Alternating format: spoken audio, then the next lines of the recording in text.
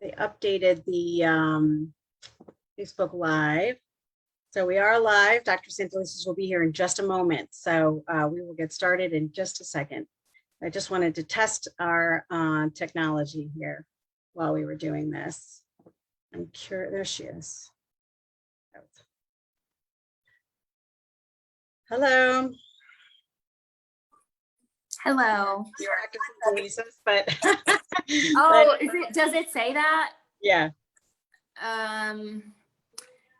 Can you edit it, or it's the only I can link change there. Okay. I apologize. Totally Must be I'm using her link. We're using the link. Yep. No worries. We went ahead and went live so that I could deal with any technical issues. So actually,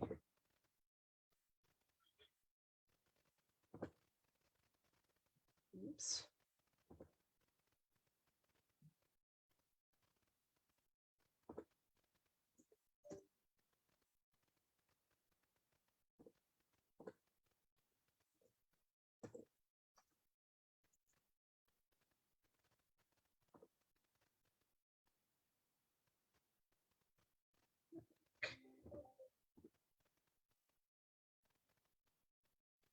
All right.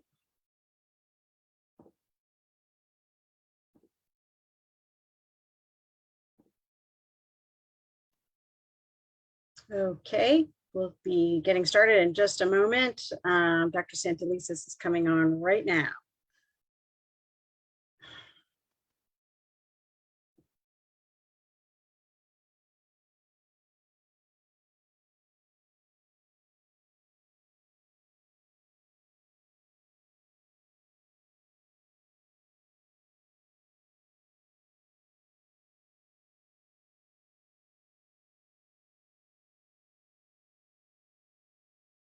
Hi, Dr. Santelises, you there?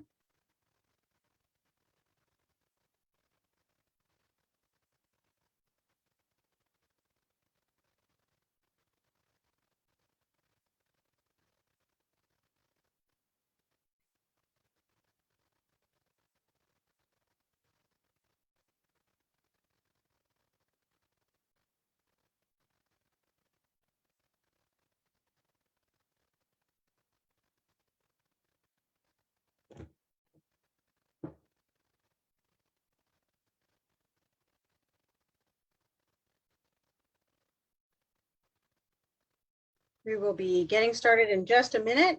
I do want to say good evening to everybody. I'm very excited to be able to bring back our virtual town halls to all of you. We took the summer off because I didn't think anybody would want to listen to us over the summer when people wanted to be outside. So we're going to have a jam-packed fall of really great speakers for our town hall. So I'm really excited about that. We'll be joined by Dr. Santelises in just a minute. So what I thought we would do, again, I'm Odette Ramos, the councilwoman for the 14th district. And it's been really great to be your councilwoman in the 14th. And like I said, we'll have a lot more town halls this year. Next week, we're going to have Jason Mitchell from DPW. So I think that'll be a great one as well. I wanted Dr. Santelises to be with us because a lot of us are thinking about coming back to school. So she'll be with us shortly, but I wanted to make a couple of announcements. First, I want to make sure that all of you remember the homeowners property tax credit is an important tax credit that the deadline is October 1st. And it is a very important tax credit to make sure that people who own their homes and earn less than $60,000 a year get their property tax debt significantly reduced. And so it's helped people stay out of tax sale and make sure that particularly elders are able to age in place, much more comfortably. So please take a look at that. Go to the hotline 443-961-6220 to get your application and also to get help with your application. I have been going to many of our people who are at risk of tax sale in my district, and they seem to be very appreciative of the information. And so we're very excited to have to be doing that. Again, the deadline is October 1st. And then another announcement, we are still, we have a lot of rental assistance money here in the city ready for you. So if you are struggling with paying rent, please call the city 410-396-5555 to be able to get that rental assistance and avoid eviction. Again, this is federal money coming, and it's there for you. If you've had a COVID reason, you were sick, you live with an immunocompromised person, so we're not comfortable working, your job still isn't back in place, then there's lots of scenarios. So please do try to do that. And then we have the only other thing to say is that we've got vaccine clinics in the district on the 27th over in the Waverly Y, and on October 3rd at our Savior Lutheran Church. So we have lots of things happening. So I think Dr. Santelises, I think you're here. If you want to turn your camera on, love to have you. Hi. How are you, Councilwoman? Thank you. That's all right. We are all very busy. And of course, with school just starting, I know it was a lot to ask actually for me to ask you to come here, but I do appreciate that you were able to join us today because, I think a lot of you, school is on everybody's minds these days. So thank you very much for being here today. Well, no, thank you for having me. And you're right, I was on mommy duty right before this, so I was running home to make sure, but I'm glad I can be here with you tonight and with all your constituents and guests. So it's great to be here. Great, thank you. Yeah, so we have a few people on the Zoom and folks are watching on Facebook Live. I couldn't figure out how to do Facebook Live and YouTube, but I'll figure it out. But we'll be able to get that onto the YouTube channel afterwards. And so again, I'm also a mom of a public school fourth grader. So a school is always, yes. So school is on my mind as well. I have to say, virtual school was terrible for us. Okay, it was so difficult, and I know I'm not the only one. So I'm grateful that we were able to have enough people vaccinated that we feel safe having the students in school, and also all of the safety measures that the school system has put in place. So I know you're excited to see everybody in the building. It's been great to see all the students. No, it really has been great, and as a mom of three daughters, we too had very different, experiences, some not so great. And so some folks were in our house who were really glad to be back. But as you said, Councilwoman, what we really have benefited from and continue to benefit from is feedback from our families. So I've been out and about and visiting different schools. But as we continue, we get better as we get feedback from schools and questions from families. So this is a great opportunity tonight to, be able to be here with you and some of our public, both parents and non, who have an interest in our schools. So we're just grateful that you'd have me tonight. Yeah, thank you so much. So the way we're going to do this is I have some questions that I'll ask you, and then audience members can put some questions in the chat here on the Zoom and also on the Facebook Live, and we'll be able to do that. I haven't, the Zoom works that it's hard to put sort of everybody in the Zoom and then also do the Facebook Live. So I want to make sure that the information gets out, but we will certainly answer all of your questions. So I appreciate that. And I have to wear my glasses in order to read my phone. So you'll, when my staff person, Yaslin, sends me the questions, you'll have to excuse me. Again, thank you so much for being here. Really appreciate it. I know you and your staff have been very busy. Even during virtual, you were busy trying to make sure that everything was running smoothly. What about the start? I think the thing that we saw, in addition, one of the hiccups that we saw in the beginning of the school year was the yellow bus. issue. And so I wanted to kind of start out with the yellow bus issue. Getting to school, to and from school, is a big deal. We still have, the MTA buses, and we'll talk about that in a minute. But the yellow bus is, that is something that many students who are on IEPs, get, and also students that are, wanting to go to another school, farther away. So can you tell us a little bit more about, the yellow bus system and why it's there as opposed to, everybody going on the MTA? And then what happened? No, it's a great question. I think by way of review and information for a lot of folks that the main reasons within city schools that students qualify for transportation, overwhelmingly, most of our yellow bus riders are students with IEPs, with individualized education plans.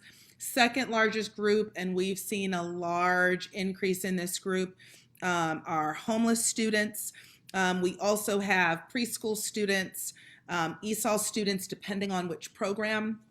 They might be part of 504 students with 504 plans, which is another support. Also students in foster care. And again, we've seen real significant increases in the number of our foster care students who also need transportation.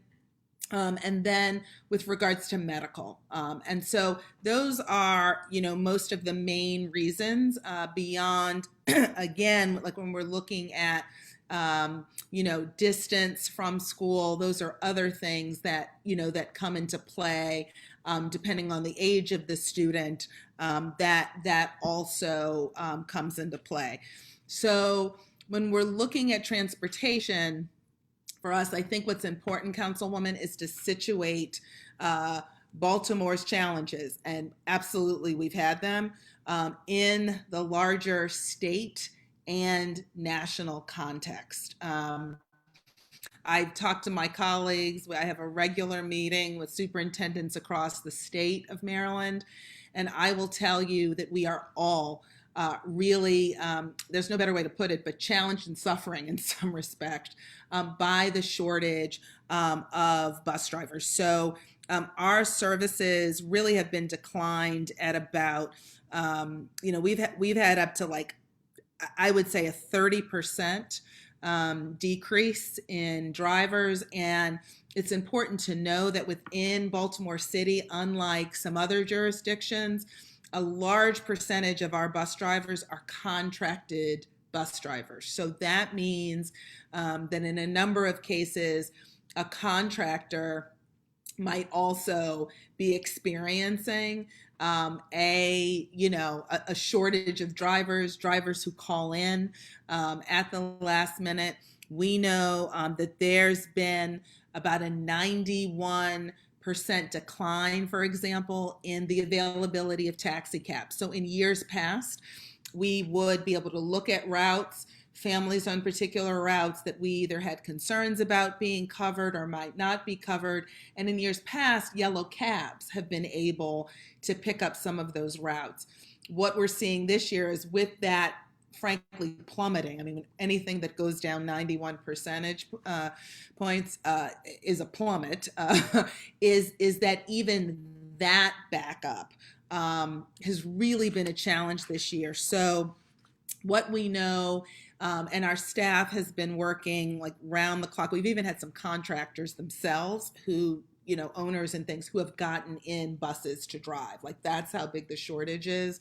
We know other jurisdictions, folks I've called across the state. I talked to Dr. Williams in Baltimore County.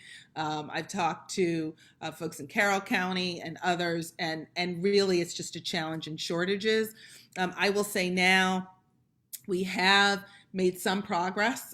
So we have had kind of more more young people, more families being routed, but we're still, as of now, we have about 617 students with IEPs that are not receiving yellow bus service, even still. And so we really are prioritizing clearly those students, but that's out of total of 2,100 students with IEPs that are eligible. So that's that's between a third and a fourth, right? It's actually over a fourth of our students with IEPs who currently do not have yellow bus service. So we've been prioritizing that. I was talking to the principal at Sharp Leadenhall the other day, and her first week of school, she had really low numbers because so many of her students clearly really require and qualify for that yellow bus service. I was happier,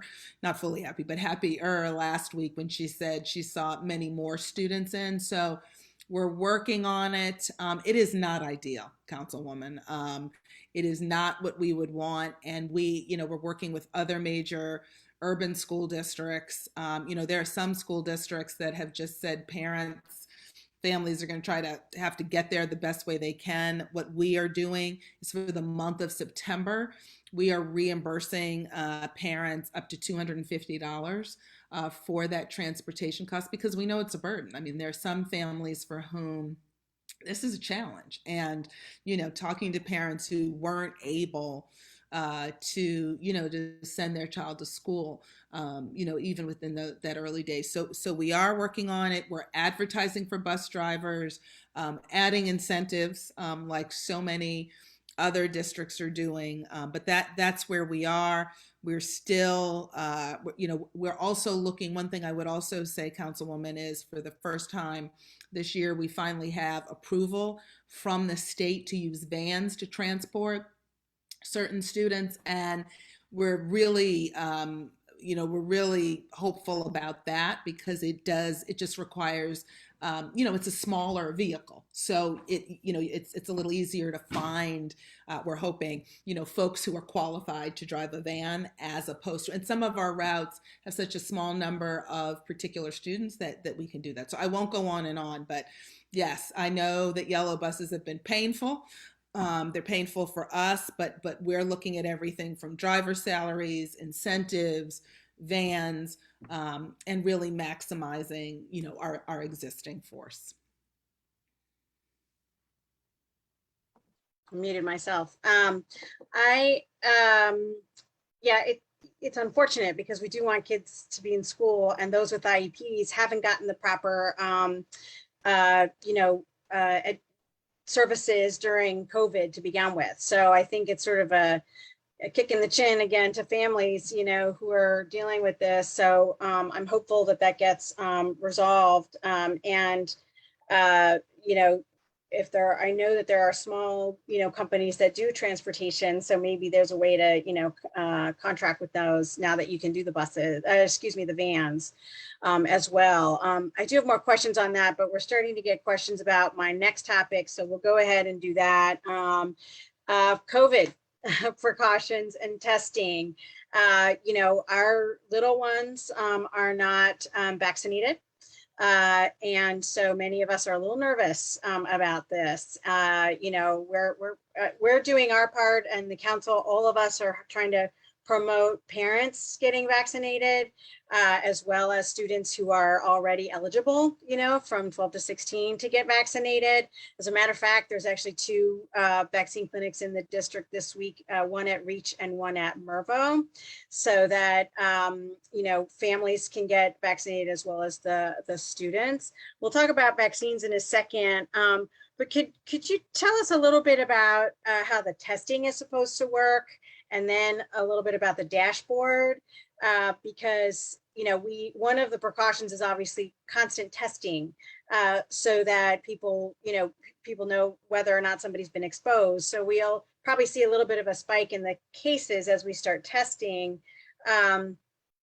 But tell us a little bit about how the testing is supposed to work, And, we're not taking temperature checks as we walk in and either. So we're really going to be relying on the testing, right? And the masks. I'm glad everybody just needs to wear their mask all the time. That will be helpful as well. So tell us a little bit more about the testing policy. You're on mute. See there? I know, we've been doing this for so long. You'd think we'd, I know. So with regards to our testing policy, this week is the launch of our asymptomatic testing, which means we have group testing for schools. We did work with our vendor. Some of the same supply chain issues in other areas, like from car chips to everything else. We were having with some of the testing, but folks really worked hard over the last week or so to make sure all of those were online. And so this week really is the launch of that asymptomatic testing that's occurring in schools. For those folks who are vaccinated, they can, if they wish, also be tested. So while the main focus is on, unvaccinated individuals, particularly at our lower grades under the age of 12, where we know students cannot, don't even have access to a vaccine. We have that testing. Then anyone who tests positive for COVID must quarantine for 10 days. And so that's one of the things that, is hard, and we're going to be monitoring, but we are, under the advisement of Baltimore City Health, Dr. D and her team, as well as the same medical advisory team that we've been working with over the last nearly 2 years. A combination of Hopkins, and Morgan folks. And so with them, those have really driven these protocols. So again, there's the quarantine so is it for just 10 days. the student quarantines, or does the whole class then have to quarantine? No, it's that individual. So if an individual test positive with COVID, whether vaccinated or not, you must quarantine for 10 days. Any unvaccinated close contact of a confirmed case, so that's either at school or outside of school, must quarantine for 10 days. So if you are a close contact and you're unvaccinated and you've been, again, identified as a close contact of somebody who tests positive, you too must quarantine for 10 days. So once that individual's, and I should say, fully vaccinated close contacts should get tested, actually must get tested for COVID-19, but do not have to quarantine unless they have symptoms, right? So for example, I am vaccinated. If I come in, if I've been a close contact with someone who is a confirmed case of COVID-19, then I have to get tested for COVID-19, but I don't have to quarantine if I do not have symptoms. So, the risk of spread from fully vaccinated close contacts, again, is very low. And that's been our piece with, with the health department. So one of the things we're working on, because we heard, Councilwoman, that a number of families are like, well, what happens when what? We're working on just a chart so that a family can look and say, if I'm vaccinated and I'm a close contact, but no symptoms, I test, but I don't have to quarantine, so that people, can actually look and see. And that's been one of the things we've heard a lot of feedback on, that kind of sometimes flipping through our standard operating procedures, even though they're comprehensive, can be a challenge. But that's, generally speaking, that's how that happens. And then we do expect, and one of the things I said last night at our school board meeting, and I will say, as we see more testing occurring, we are going to see an increase in COVID detection numbers, and in part, that's what it's designed to do, right? It's designed to pick that up. It will also pick up in some cases. And again, the health department and our medical advisory folks have also flagged this, that if someone had COVID, was asymptomatic a number of months ago, never had symptoms, you might actually see some residual positives from that too. But the bottom line is, part of why we have the asymptomatic testing is actually to be able to catch those cases of COVID, particularly with the Delta that I know a lot of folks are rightly concerned about, so that we can catch that early and quarantine those cases. I think that it's very important to have asymptomatic testing, because, we can carry this thing even without having symptoms. So, I think that that's great that we're doing it. And then if someone has symptoms and they go to the nurse's office, will the nurse administer a test or ask them to or immediately tell them to go home? How does that work?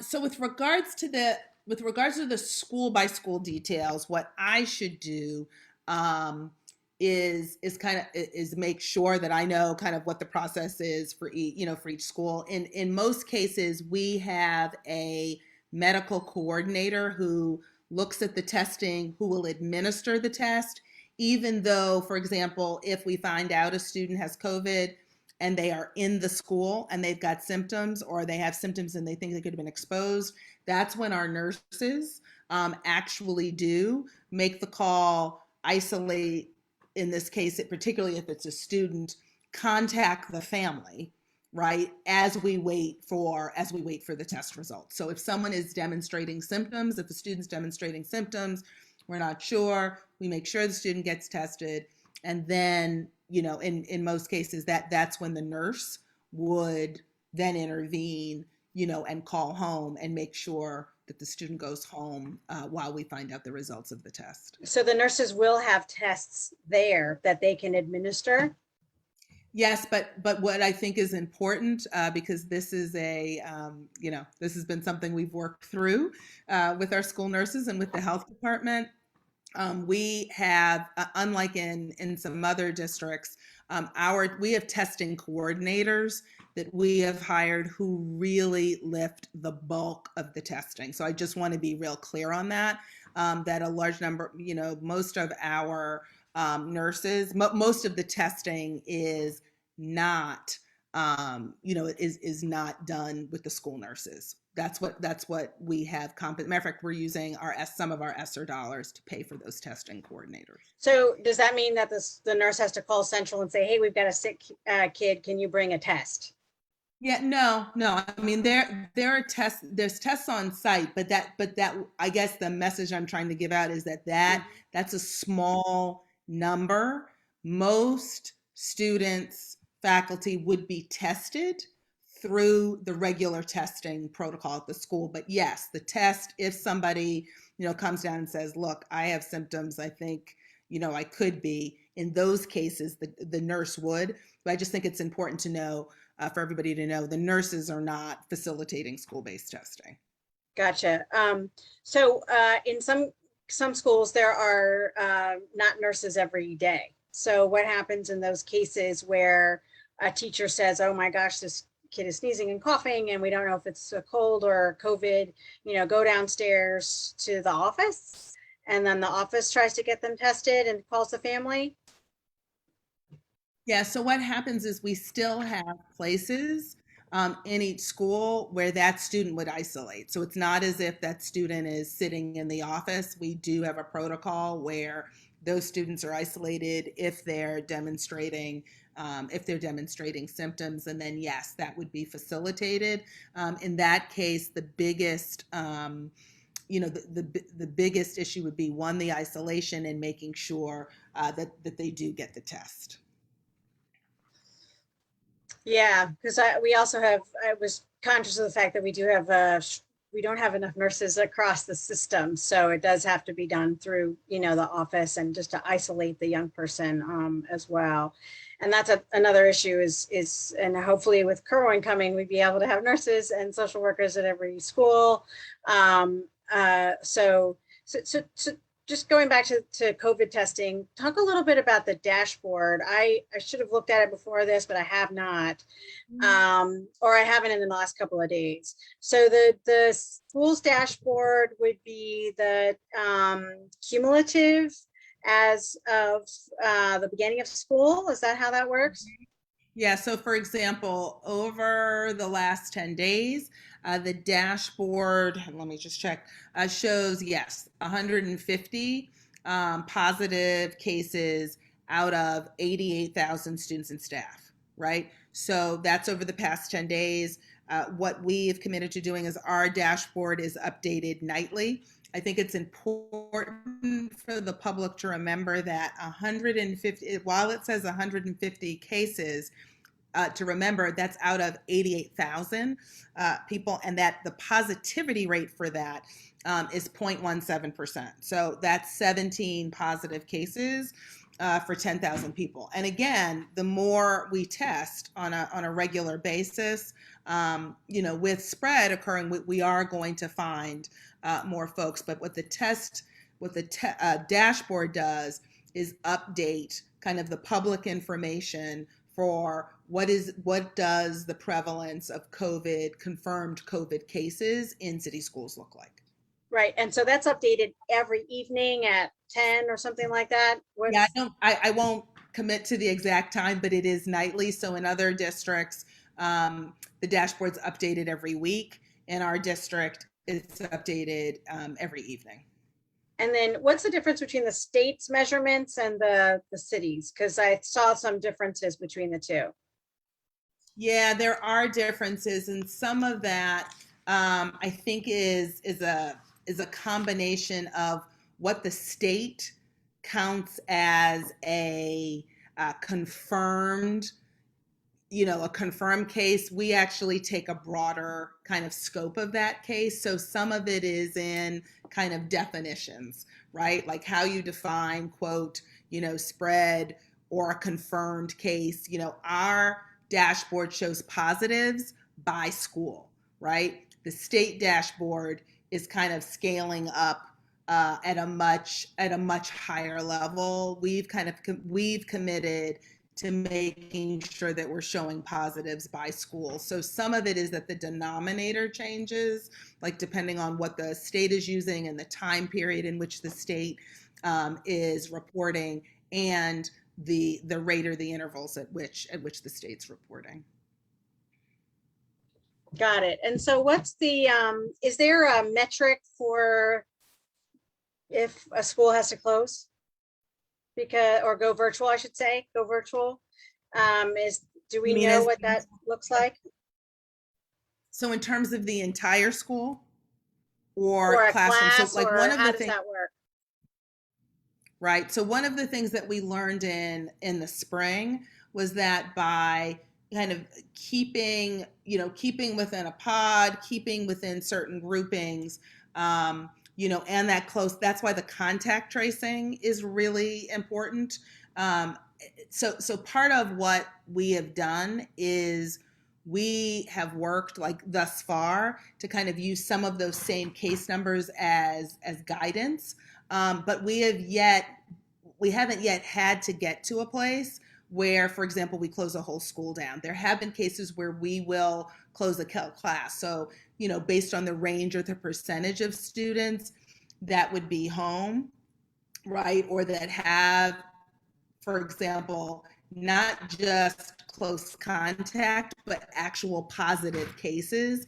It's the positive cases that drives closure, right? If folks are, if students are close contact with one positive COVID case, that is different than if there are 10 confirmed COVID cases in a classroom. That's an example of when we would ask that classroom to close. We have not had instances where we've had to have a full school close. And again, that's part of what we are, using the guidance from the health department around. So the most we've ever had to close is a classroom. That doesn't mean we wouldn't get to a point for a school. I'm sorry, Go Councilwoman. ahead. Go Go ahead. ahead. Go ahead. Yeah. No, I was going to say, but in most cases, it's been up to a classroom. Clearly, if we have a number of, and this is why we work with the health department. If we get to a scenario, and in some districts and states, that's been the case, right? Where, you have 20 positive COVID cases across a school that might be, at one time. And again, it's the timing of that. That might be an instance where we might close the school down. So, but a lot of that is taking into account a variety of factors. And again, most times it is, it's students and or teacher and those close contacts. Sometimes it has reached the level where we've had to shut down a classroom, or it might be a grade. And some of that we leave to the schools to say, okay, is it easier just for everybody to go to virtual? If you reach a critical mass of that class or that grade level. But we haven't gotten that far yet. So if everybody gets vaccinated, we won't. So, right. Yes. Well, and I'm proud to say that, because of, staff at city schools, we are experiencing really high vaccination rates already, even before we put in the vaccine mandate. And I think that's a credit to our staff and to our team and to folks who worked with their peers to understand what vaccination is. And of course, the health department partnership has been wonderful on that. So yeah, let's talk about vaccines. I have a school in my district that is a middle school, and only 15% of the eligible students are vaccinated. And so I know that you did put in a vaccine mandate for staff and faculty and administration, and then athletes as well, because they all come into close contact. So that makes sense. Will the school system be putting in a vaccine mandate for students? So it's a great question. And it's one of the things that we really are actively considering now. I think one of the things that we're, acknowledging is that the FDA full approval. That's right. The full approval is there. I will tell you, I am a fan of vaccine mandates. I think it's very important that we do it. I understand that we have to think it through a bit in terms of logistics. But I think we get vaccinated to go to school when we're kindergarten. So, so it seems like this would be, similar, but go ahead. I don't know what you're thinking about on that. No. So right now, the kind of official FDA approval is for students 16 and over. So starting with the athletes is kind of the first step in that direction. I think, though, what we are also working on, the mayor has asked me about this, Dr. Diaz, and even some of, our medical institutions, our medical hospitals have asked. And one of the things that now that school is in session, we've done some, as you noted, Councilwoman, we've already done some vaccination clinics in schools. But one of the things we're looking at now is having more based in particularly more high schools, because we know that covers the age of students who can be vaccinated at the high school level, right? So now that school's in session, we actually need the clinics more because we have more students back and more students for whom the access at school will make it easier to become vaccinated.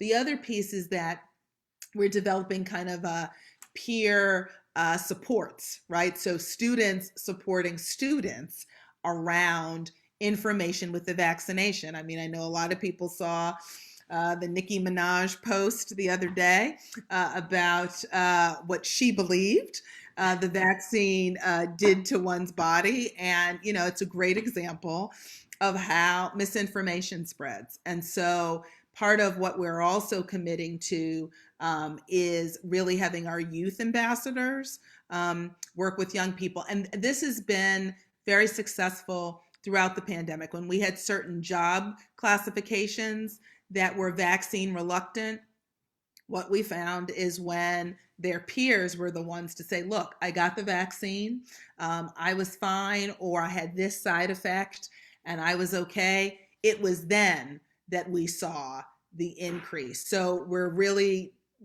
pushing a similar model with our students first. So yes, absolutely, we're considering mandates. We're one of a handful of school districts in the state already that has mandates for athletes, and already the calls are coming in about band players and thespians and Right. others who also need protection. So yes, we're working on that, but I also think it's important for people to feel good about getting vaccinated as well, and feel like they have the information, and not some information. Like the number of young people I talk to, in some of our high schools, who say to me, I'm not getting vaccinated because I want to have kids when I'm older. And I was like, okay, but why do you think you can't have Right. It kids, right? doesn't affect that. Right. Exactly. Doesn't, right? But what it does show us is that and as an education, institution, educating around the vaccine is as important as all of the other efforts. But yes, we are Yeah, considering. no, and I we'll agree. be I think it considering makes further sense to mandates. do that education, to give opportunity for young people who feel passionate about it to be able to talk with their peers. It is all part of that sort of public health, way approach to it. And it's just unfortunate that there is so much misinformation out there. I can probably pinpoint the one place where it all comes from, but he's gone now, and he's gone. So, but it's, I think, in order for us to get back to whatever normal looks like after a pandemic, we need to get vaccinated. And so I'm a huge proponent. I've worked with several of the principals in my district to get vaccine clinics at their back to school nights, and also at their, in their schools. And so we'll just continue to, work on that on our end as well, because even the more that our families and the people around the students get vaccinated, that actually protects our students. And then, of course, when the young people can also be vaccinated, which may happen in the next couple months, maybe December, then, that will add that layer of protection. So, but I am glad that you're at least considering it, but taking it in a very a measured approach, in terms of also adding the sort of peer support. Because we've also heard that too. I hear it out on the street. Oh, well, my so-and-so got vaccinated, they're fine, I'll go ahead, so it does, make a difference. So yeah, so that's the whole conversation around the testing and the vaccine is, I think, top of mind for really a lot of parents, because we're sending our kids we need them to be there. We don't want them home, but it's for the other things that school allows them, which is the social interaction, working in teams with peers, different ways of learning, because, virtual was just one way of learning. I mean, I can't imagine what teachers had to do to try to figure this out.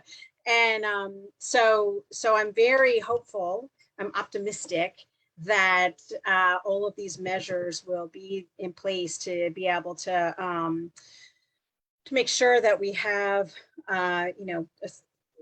and we will see a spike because of testing, but that's what we want, like you said, so that we can make sure that that child is isolated, and we get the supports and make sure there's contact tracing. Can you clarify for me real quick, because we did get a question about this. Who's doing the contact tracing? Is it at the central office? Is it a contractor that works with the school system? No, that's a great question. So yes, we have folks in our human capital office who are working with the health department to do contract tracing. Because of our experience over the spring, again, we've used some of our ESSER dollars to hire additional contact tracers, because, again, we now have far more students that are back in person. And one thing also, Councilwoman, that I would just note, because I noted a couple of questions about nurses, I did want to emphasize that we really are also in a national nursing shortage.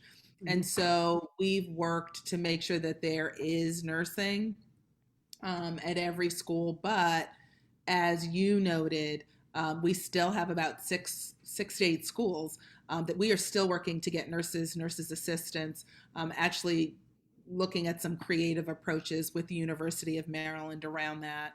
And so it is important for folks to know that, similar to a lot of positions right now, nurses, again, are getting signing bonuses. And frankly, as we see across the country, as you noted, are really exhausted in certain parts of the country because we have not controlled the spread nationally the way that we need to. So I did want to let people know. So It's would not lack of funding.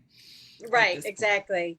If parents are starting to get a little scared when they see the tests and all of that, is there an opportunity for them to opt back into virtual? Because I know there's a separate virtual curriculum that there was an application for and all of that. Will there be an opportunity for parents to do that?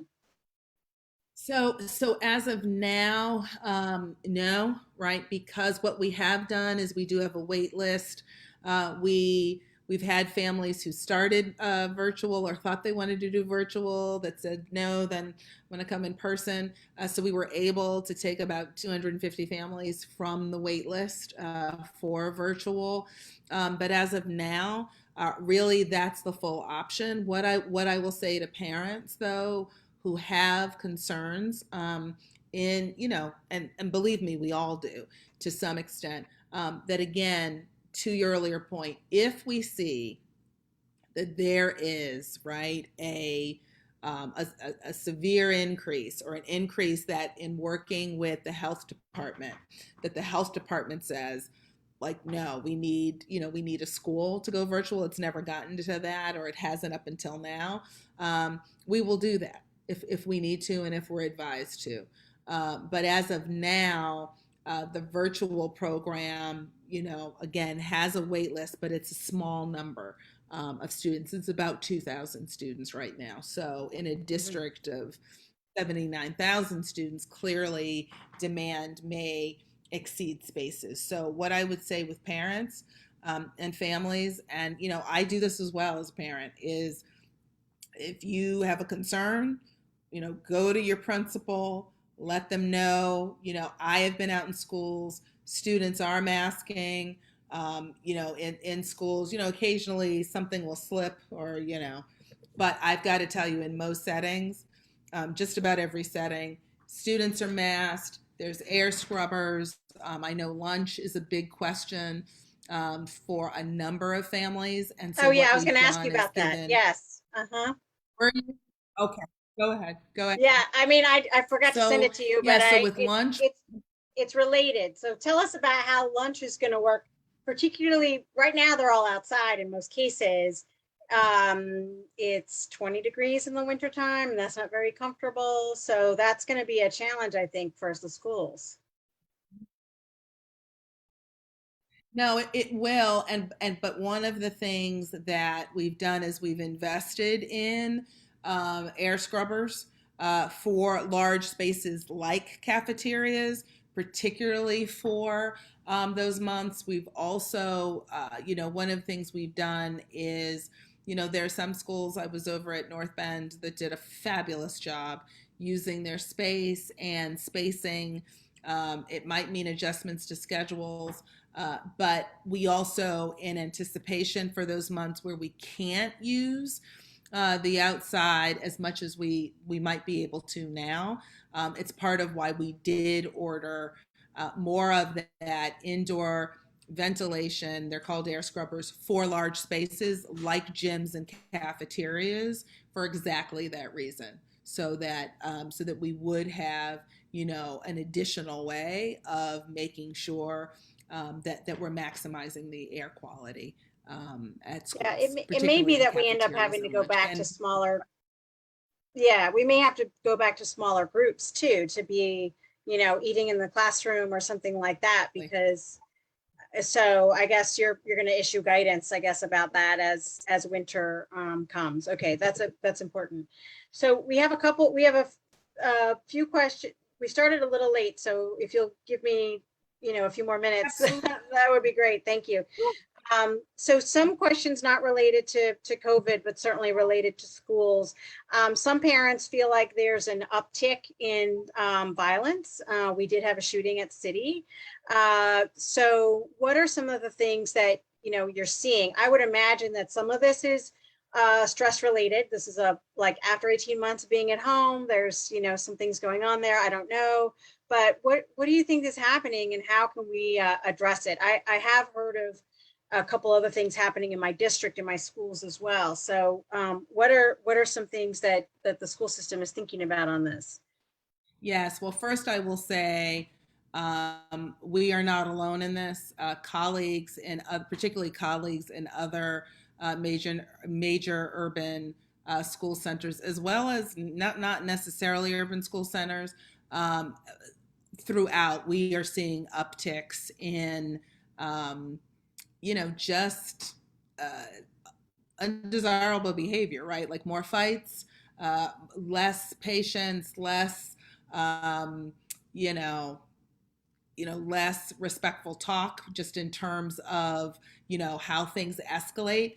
And it's a couple of things, right? A couple of things. It is one. Students have been out of school for 19 months. I mean, a lot of teachers, principals I spoke with, even back in the spring and early summer, said, Dr. S, I got to tell you, we've got a lot of kids who just have not been doing school in the way they're used to. And so just getting reoriented to the environment. The other piece we know is there are young people who we have not seen. And what I mean, we've seen them through a Zoom screen like this, but we haven't been able to have the same kind of contact. And a lot of young people and families have been through a heck of a lot the last 19 months to 2 years. So one of the things that we started doing, we started in June working with school leaders. Chief Davis, our chief of schools, worked with school leaders and said, look, the emphasis when we open has got to be on SEL, meaning social emotional learning, community building, making sure we have mental health supports in place. Now, again, hiring people takes time, but we've put some of those ESSER resources into making sure that some of our particularly larger schools have additional mental health supports. And frankly, really, for as much as I'm an academician, like my messaging has been, this is about relationship building and community building during these opening weeks. And frankly, this opening month or two of school. And we just knew we were going to need to spend more time. And so part of what I think we're seeing is why that needed to be the case, why we needed to make sure that we were giving space. So, for example, it was a hodgepodge of high schools that had advisory periods, right? And they were initially 10 or 15 minutes. Well, one of the things that we are really kind of pushing for high schools to do is to have 30-minute advisories, right? Because there's a lot that you can catch when you're actually having conversations with young people. Some of our middle grades didn't have that time prior to the pandemic. And so one of the things that we were working on is this is not a nice to have as it might have seemed before. It's now a must have. So I think what we're seeing, Councilwoman, to be honest, is part of what we could have anticipated when young people, families have faced just incredible odds, and teachers. I mean, we've had teachers, principals, central office people who themselves needed to have some community building because they had not been in that similar kind of community for. So I think that's part of what we're seeing, and it just points to why the investments that we're making in mental health, even though it's we got to get folks on board and hired, really are important. Yeah, I think some of the questions that parents have is also just how the schools are communicating about what's happening. Some people feeling like there wasn't in this particular case enough follow up with what happened. I mean, sometimes you can't talk about directly who did it because of privacy and all of that, but at least sharing what happened and that the school took action. So I hope that you can provide some guidance to the principals to have better communication about this kind of thing, because it does worry get worried, like, great, there's a fight over here, and, is that going to continue? What's the school doing about it? And if they don't hear from the school, then they don't feel like anything's being done. So just sort of a tip there. Hopefully principals can communicate out about that. Yeah. Yeah. You're on mute. You're on mute. Sorry.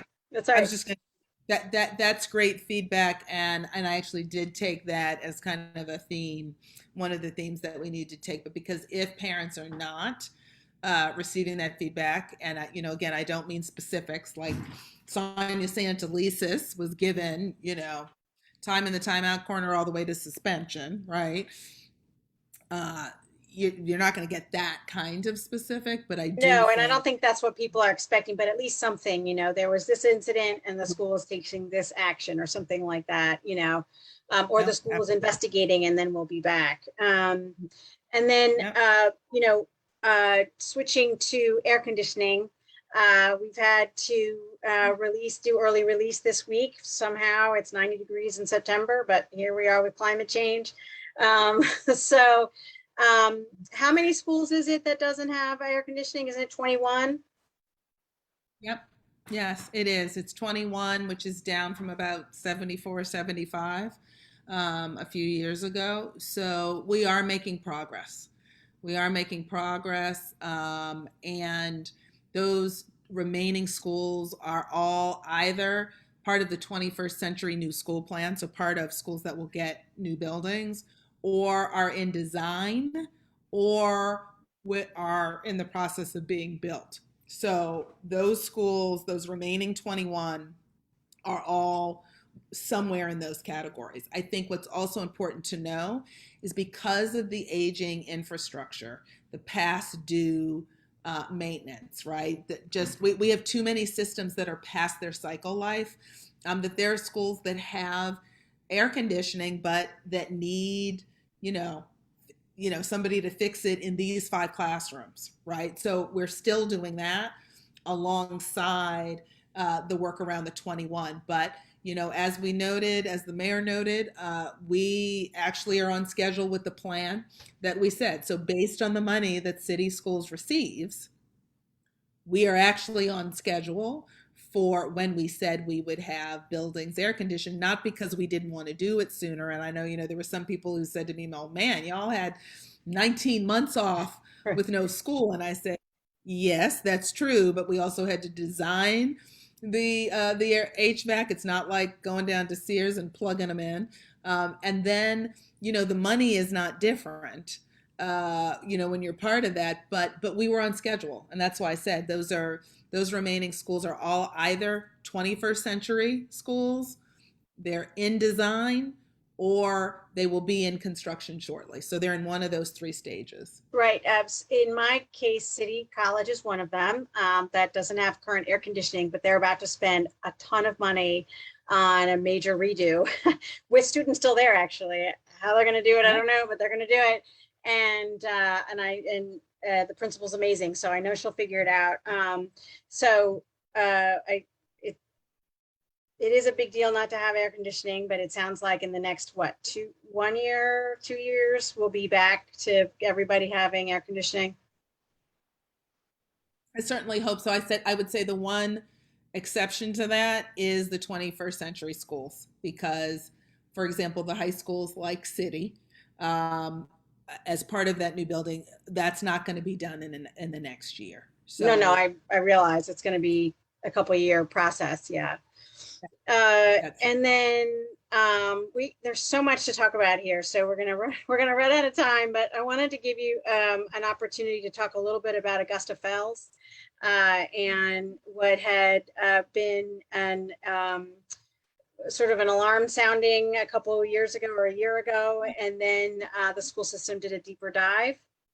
Mm-hmm. Yeah, and I think what's important to know about Augusta Fells is that this was actually an investigation that was triggered not by what any news media reported.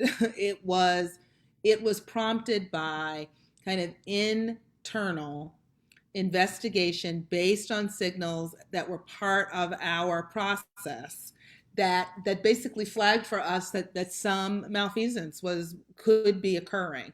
And so part of why it took so long was because that it was a deliberate scheme. It really was. When we began uncovering it over this period of time, there were a small number of players, true. And so it was not everyone at Augusta Fells. And I think that's important for people to know. But it was a small number of players that included the principal who were deliberately not, not giving students accurate grades or were not, you know, we're not following our policies for grade changing. We're scheduling students into classes that they really did not take. And that is, that is, as far as I'm concerned, professional malpractice. And so we surfaced that. We did the diligence on that. We have, there will be in certain cases, other, we're working with other agencies around possible further action, MSDE, the OIG, those entities, because what occurred should not have occurred, and what occurred hurt students. I think what's also important for people to know is that as of 2019, when we even began the investigation and suspected this, we put in place we put in place another principal, and we selected a high-performing principal who has done a whole lot to clean up. I mean, literally has gone student by student, record by record, really has gone through the entire school to say, well, what has been the impact and who was there? So, while I never take a look at, any active malfeasance as something that's desirable. I think what the public should take away is that our systems worked, that we're not tolerating grade changing that does not follow the district procedure. We're not, as a result of this, we have tighter, requirements and approval process for credit recovery. So that we don't have credit recovery that's just happening willy-nilly. And that's some of what the investigation surfaced. But again, we acted in 2019 to make sure we had new leadership in place. So this is not something that happened over the last 6 months, of somebody catching wind of an investigation we had already begun. Okay, well, thanks for that. I know we have a hearing with you in another couple weeks that I think that's going to come up again. So I'm sure we'll hear more about it. Last couple questions that just came in. One related back to testing. There was a school apparently that didn't get that tested everybody on Monday, but then it looks like that it wasn't picked up on time. So the principal was trying to get it to where it needed to go, and that didn't happen. So now they're not going to be able to test again until next week. Do you see that there glitches like that in the first week of testing?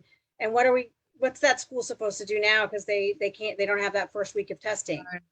So what I would say is, across 170 plus schools, absolutely, there are going to be glitches. Most important thing I would say in this case is that school principal should definitely reach out. You can reach out to my office if you want, or the chief of staff's office, or human capital.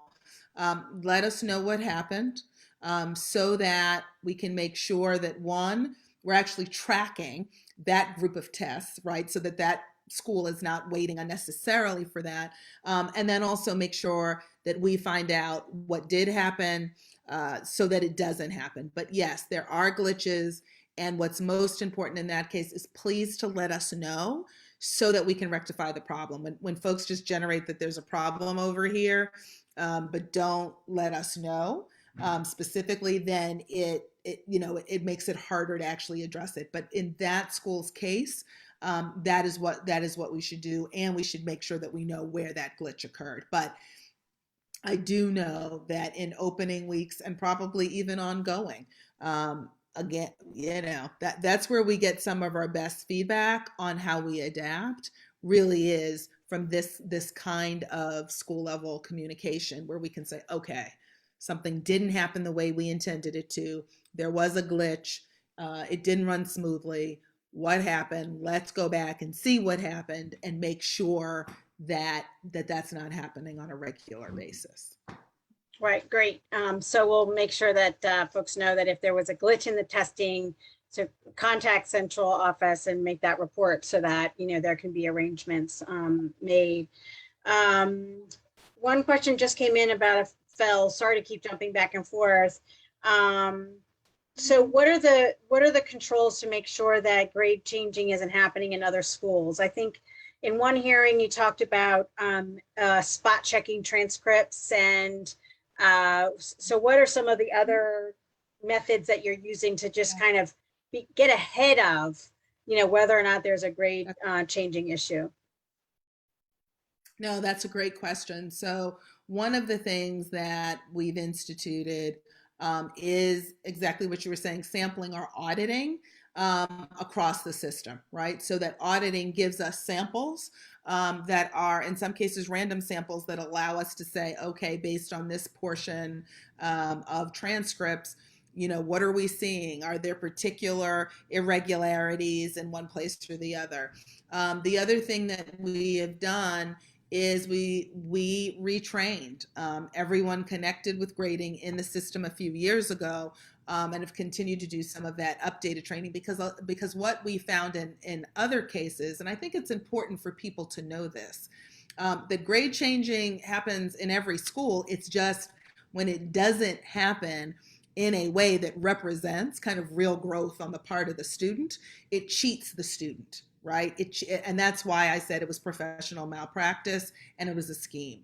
What we have done, though, is also said people deserve to be trained. People deserve to know, who are working with students, who are working on grading, that's the case. So we have audits, we have training. The other piece that we've done is we have put more eyes on kind of the process of how grades actually get changed, right? So what that looks like is more tools within our electronic system of grading that also pick up irregularities, making sure that there's more verification, for example, of which classes get approved, and making sure that there's more eyes on that it's not just kind of one person signing off and then it happens. So we've put a number of things in place, and I think it's important for folks to know that MSDE at the state level also does a review. And what will happen, as was the case in Augusta Fells, is that people that are seeking to dodge the system, they dodge the MSDE review as well. So, MSDE does an audit. They didn't catch it either.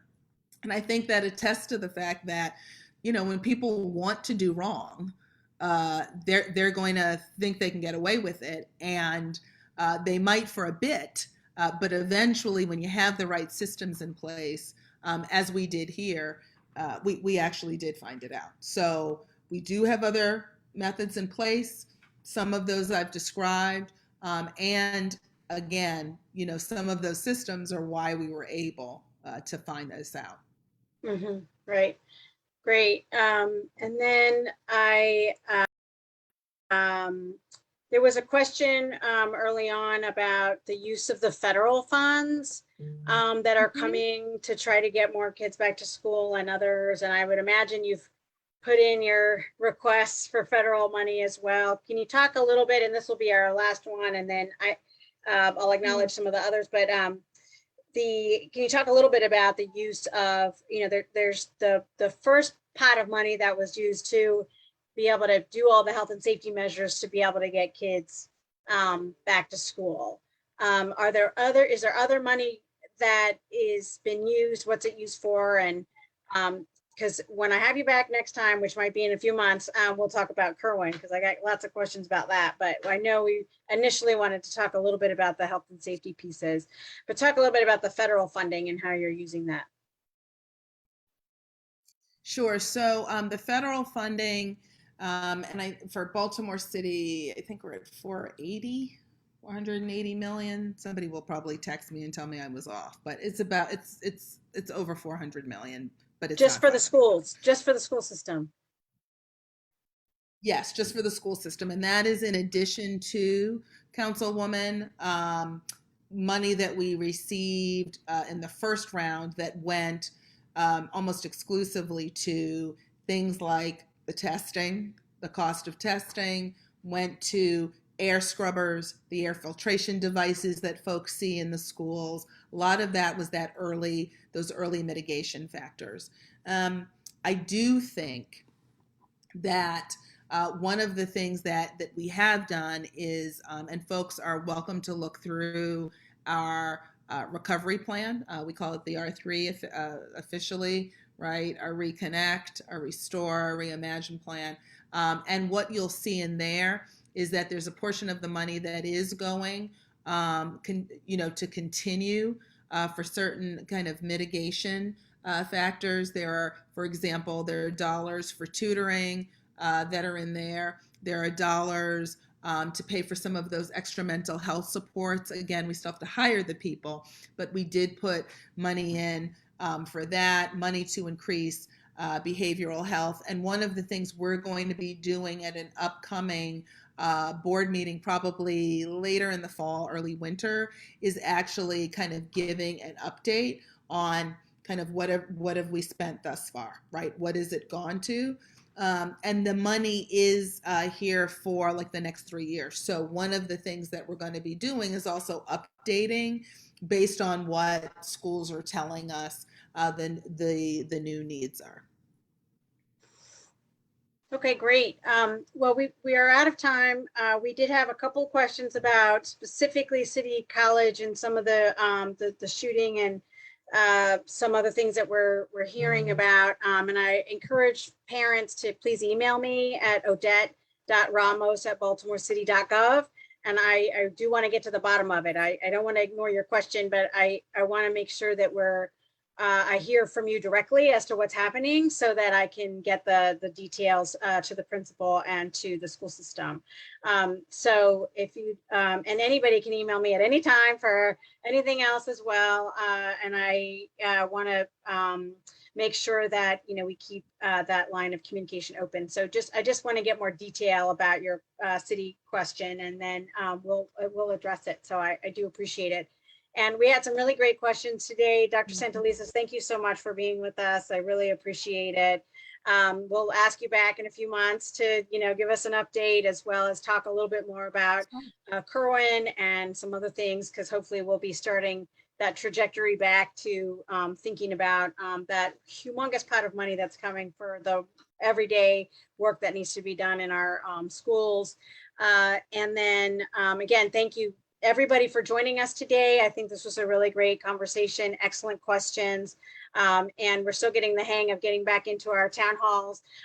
So next week, we have the new director of the Department of Public Works, Jason Mitchell. He comes to us from California. He's a zero waste expert. So we're going to talk all things DPW, trash, legal dumping, water. So send me those questions so that we can be ready. So I think that'll be great. So again, Dr. Santelises, thank you very much for being here, and thanks to your staff for everything that you're doing. And it's there's a lot. I'm a parent as well, so I have concerns, but I also know that I want the school system to be successful. And I want all of us to be able to trust the system. So we will, continue to ask questions and continue to work together as well. So, and everybody that was here, we have some BTU representatives. Thank you very much for all of your work as well, and all the teachers that are on, and parents. This is, our schools are really important. So it's really great to have so many people on today. So again, Dr. Santelises, thank you very much for everything you're doing. And we'll see you in a couple weeks at the hearing that Chair Stokes called. And I think it's going to be focused on Augusta Fells. So some of those questions will be asked then. Yeah, no, actually, Yeah, it's actually a lot broader, just so you know, so the public knows. It's actually not going to be exclusively on Augusta Fells. We're actually going to be talking a lot about the high school efforts we have going on in total. We'll clearly address some of the Augusta Fells, but it won't exclusively be Right. about Augusta Fells. Yes, thank you for that clarity. Yeah, it's going to be broader around sort of performance in general. So, and then I have a hearing a few weeks after that just on school lunches because one of my constituents is very interested in this. So we'll be preparing the young people to testify. So that's part of, their education. I'm excited about that. This is ongoing conversation. So again, thank you very much for being here, Dr. Santelises. Thank you to our audience today and for everything that everybody's doing to keep everybody safe. And we will see you next time. Thank you, everyone. Take care. Thanks so much for having me. Thank you.